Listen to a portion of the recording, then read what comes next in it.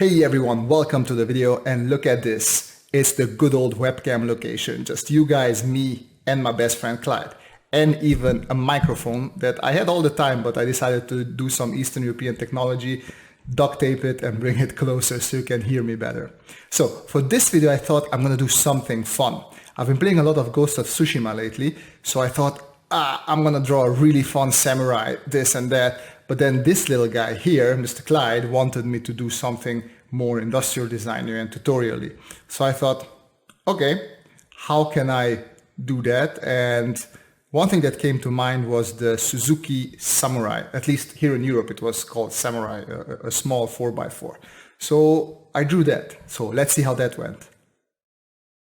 Let's jump straight into it and draw those sexy shapes, what I like so much, namely the cubes. And as you can see, I'm just trying out really different sort of positionings for this because I want to see which perspective I want to draw. I don't necessarily want to copy something that I see there. I want to come up with my own. And look at that. I drew those lines on the picture because I wanted to see how high that greenhouse is. And then I drew the picture on the cube that I had in the middle just to continue in the same line. And then from there, I just build more and more of these basic shapes and just try to sculpt the car, actually the parts of the car into that. It's really not easy with Suzuki Samurai because it is relatively edgy, but still keep this in mind. And you can see I didn't quite like that perspective, so I wanted to try the one below as well, but I will notice quite soon as well that it's very similar, so there's not a big difference. So I just set up a different perspective for myself, and this is also something that you can see in the pictures. It's something that's closer where we would hold the camera if you want to shoot pictures or if we just want to film this car. So it is, once again, I always talk about these shapes and these basic shapes because it's just easier to place our things. Same thing here with the wheels. First you could see that I just put in those squares because that will help me, one, also to construct my ellipse a little bit, but also there are really great placeholders. And yeah, it is just much nicer and easier to construct those ellipses there. And then with that, I just try and sculpt more and more this car, the elements that I see. Some of the proportions are still not correct, but it's not really a problem because I can just do that later on. I can fix the proportional issues if necessary. And at this point, you will also see me pulling those squares for the wheels out a little bit because I wanted the car to be a little bit more aggressive. So I just wanted the wheels to be a little bit outside of it. And that's also where it's really helpful. It's going to be a little bit harder to do it with an ellipse, so it's much easier if you have those squares just to extrude them as you would in a CAD application and just bang those new ellipses over it. And I think around this point, I started having the idea, wait a minute, what if I don't just draw a simple Suzuki Samurai? What if I would turn it into an actual samurai car? So basically take the armor from a samurai and apply it to the car. But that was just, I thought, okay, let me first just draw the car itself, the samurai, and then from there on, once the car is done, I can start looking up some interesting samurai references with all sorts of armor and whatnot, and then from there on I can really start having a lot of fun. It's not like before it's not fun because it's always drawing cars. It's always fun for me, but like this idea, I was like, okay, let me just get there first. And yeah, so this part of the process I don't need to talk to you guys about. You saw me draw enough cars, so you sort of know what I'm doing here.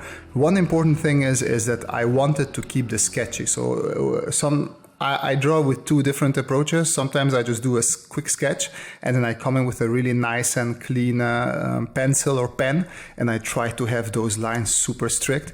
But here I just wanted to have several lines over each other. I wanted to really feel that energy, and that's why I really like, every time I have to mention the Kevin Mellon brushes that I'm using here. They did just really fun for this sort of rough setup of a sketch. And you will see me that, yeah, I really didn't want this to be a super clean, crisp drawing. I just wanted to emulate this cool sketchiness. And I think it came out relatively well. And yeah, at this point, it's all about just following those basic shapes and with basic lines that you set up before, because they're sort of, in the end, I was satisfied with my proportions, and I sort of just have to follow it. With the knowledge of hindsight, I do see quite a bit of issues with my perspective here and there. I pushed a little bit more than I should have, but in the end, I don't mind that much, because the end result was really cool. And also, in my opinion at least, it is important to really go into detail when you're drawing a sketch like this, even if the end I know that I am going to change things. And what do I mean by going into detail is basically drawing out all the parts of the car that are visible. So in this case, I know that I will look up some sort of samurai armor in the near future, when I'm drawing this at least. And I know that I will probably cover parts of the wheel, parts of the car in itself. So technically I could sort of stop drawing here, leave where I am, look up the armor and put it where I want to put it. And in that case, I sort of save a little bit of time, because I don't need to draw the parts what are underneath the armor. But for me personally, if I first draw in all the parts, I can make sure that they are drawn correctly. Many times it happens, especially it happened with me when I was younger, because I was a little bit impatient.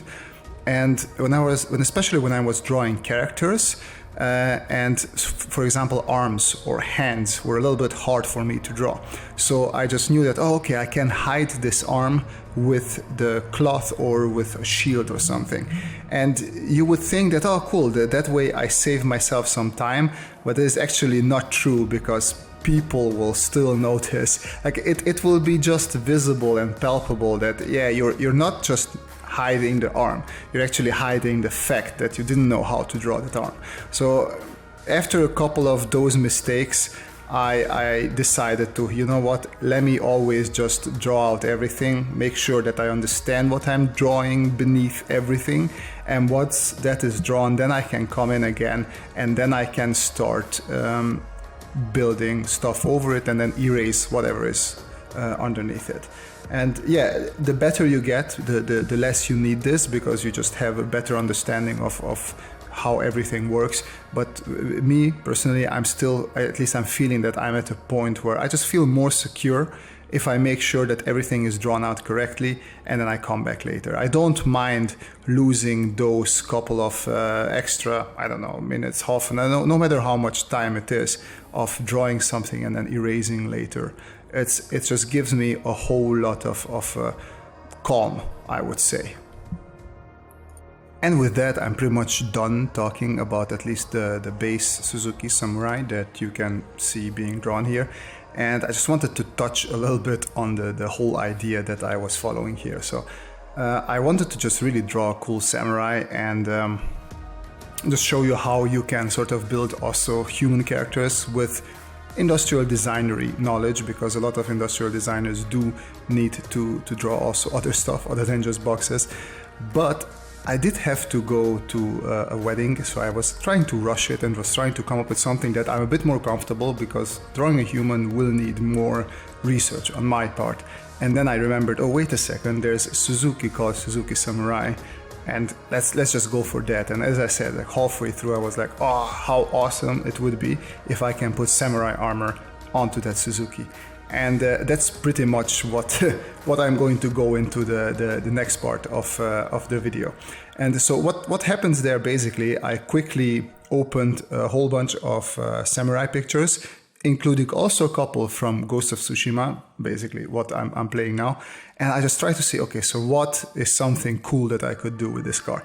It doesn't need to make sense. Obviously, nothing about this makes sense. Why would you have two giant swords sticking into the back of a car? I don't know, it doesn't make sense. But I just wanted to draw it. It seemed fun. And I must say I really enjoy the type of armor that you can see samurai wearing. Just these nicely, I don't know if it's called knitted together, but these plaques that are there. And the idea here was like, okay, what would be covered on a human body?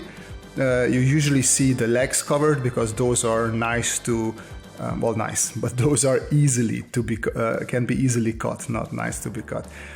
So on the car, I was thinking maybe it would be cool to put these sort of plates of armors in front of the wheels and somewhat around the wheels as well as a protection, because yeah, for a car, the wheels are these relatively soft, let us call it soft tissue area. And from there on, I just started kept on going around. Where else could there be? What sort of armor can I put also on the wheels? And that was really cool, because then you just open up different sort of samurai armors and you look at all the different sort of shields, well, not shields, but armor obviously, that there is on there, and just the sort of, okay, how was it connected? And it's really cool. It's almost like doing a mini study while also just really having fun and drawing. And I'm pretty sure that it's not correct what I'm drawing here necessarily. So if a samurai expert would look at this, yeah, obviously nothing here makes sense, but it's a really fun exercise for me, and I do hope that you guys enjoy it as well. And yeah, as I said, once I was done with these side and wheel protections, I was also thinking about, okay, so let me bring it a little bit more into the whole Ghost of Tsushima, because that's why I was drawing it, and I wanted to give this sort of head, well, not just the mask, but also the helmet. And I wanted to put the Ghost of Tsushima logo into the helmet. And I was like, okay, so let's maybe make sort of a helmet out of the back part of the car, because also if we think about the Suzuki Samurai, it has this back part area which sometimes is covered, sometimes it's not, and I left it uncovered. But I thought, okay, let me just make it covered, because that would be a perfect way to sort of bring in that helmet as well. And then on top of the helmet, I can put the Ghost of Tsushima logo, those two triangles that are touching each other. And around the logo, I wanted to have this half moon thingy, as just because I'm at a point in a game where I just upgraded my latest armor, and it does have these quite a huge half moon on the top. Well, not on top, but on the front of the helmet, and I thought it just looks fantastic, and I really loved it. And I put another ornament that usually goes on top of the helmet as well, on the front of the car, so I sort of doubled that. I just thought it looks relatively cool. And yeah, here you can also see me incorporating that Ghost of Tsushima sort of logo that I was talking about. And aside from on top of the helmet, not really a helmet here, but on top of the car, I also wanted to have it on the side of the car. And I didn't want to bring any more text or anything. I thought that's cool, and that's pretty much enough to have there. And from there on, I just tried looking at all sorts of different ornamentations and things that samurai still have on their armor, and just continued doing that, and just continued having fun. So all in all, this was a really fun little sketch for me. I am thinking about maybe taking this to the next level, raising up the resolution a little bit and going over it with darks. I'm maybe thinking about either sort of a shirt design, logo design, or some sort of poster. But that's something that will come in the future. But yeah, if you like this sort of video, hit that like button and that subscribe button as well if you would like to see more content like this. And I would love to make more content like this, because it's just really fun to follow crazy ideas like this. You can also follow me on Instagram if you would like to see more daily drawing related updates. If you want to support me, I have a Gumroad channel, which is in the description. There you can download, well, now I only have one video, but there will be coming more. So if you want to see my process in full length, I have a video there, and you can support me with that. But as always, the most important thing is that you folks have a great time, and see you in the next video. Bye bye.